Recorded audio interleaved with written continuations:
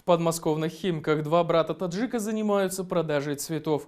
Накануне почти в 10 часов вечера трое неизвестных ворвались в их магазинчик и избили до полусмерти младшего брата. Избитый сумел дозвониться до родственников, которые не только вызвали ему скорую помощь, но и сами скрутили нападавших. Нападавшими оказались также мигранты, правда, из Белоруссии. По данным движения «Таджикские трудовые мигранты», для них это уже не первое нападение на киоски в районе, но каждый раз полиция их отпускала. Пострадавшего доставили в больнице на скорой. Через некоторое время он вызвал родственников. Оказалось, что раненого положили в коридоре на стол и отказывались помогать, пока он не заплатит. Приехавший брат оплатил медицинские услуги, и только после этого человеку с черепно-мозговым сотрясением и кровотечением оказали помощь. Мы вызвали милицию, и когда они приехали и увидели моего брата, сразу сказали, что у них есть подозрения на определенных людей, и попросили меня поехать с ними, чтобы написать заявление. Я поехал в отделение и ждал ровно 4 часа для того, чтобы приняли мое заявление. После этого мне позвонил брат, которого увезла скорая, и сказал, чтобы я приехал за ним, что он замерз. Когда я поехал в больницу и увидел, что он там совсем один в холодной комнате, весь в крови, он лежал никому не нужный.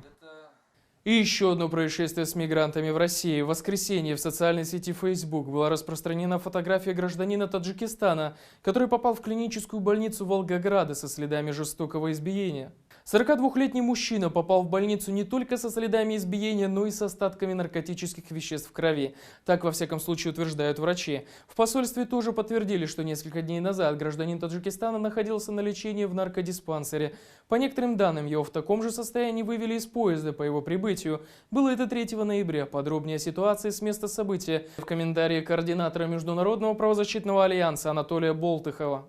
Первоначальная информация ко мне поступила по линии правозащитного центра, что избитый человек лежит на полу в коридоре больницы, ему не оказывается помощь. Эта информация подтвердилась частично. Действительно, он лежит в коридоре, но не на полу, он на кушетке, вернее, отделенный какой-то ширмой, и лежит, скажем так, на креслах, или как, скорее кресло какое-то, не кушетка даже. Вот. Он не избитый. По информации, которую я получил от врачей, его привезли в состоянии наркотического, то ли шока, то ли еще чего-то.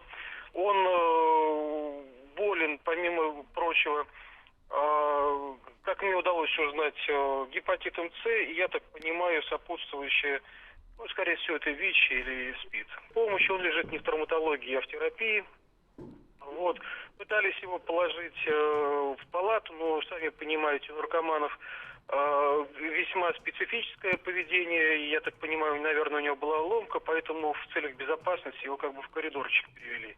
Несомненно, мое личное мнение, я думаю, он умрет, если за ним не будет должного ухода. А должный уход, он 3 недели лежит, это, скорее всего, должны осуществлять родственники. По моему мнению, государство Таджикистан должно заботиться своим гражданином, несмотря даже на то, что он наркоман, и доставить его на свою родину.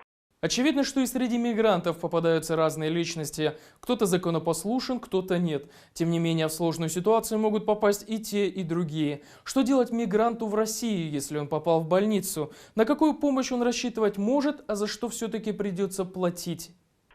Граждане Таджикистана и других республик здесь нужны, вы не обижайтесь. Я высказываю свое мнение. В качестве рабов, пока они здоровые, могут работать. В 2013 году был вопиющий факт, когда 4 гражданина, не буду называть страну, также с юга приехавшие, они просто замерзли в вагончике, их потом нашли, извините меня за подробность, во враге, потому что фермер пришел, увидел, что они ждали от него зарплаты, резко ударили морозы. И никто ими заниматься не стал. Я считаю, что это узаконенное рабство. Потому что по международным законам, когда человек работает, но не получает зарплату или оплату за свой труд, это рабский труд.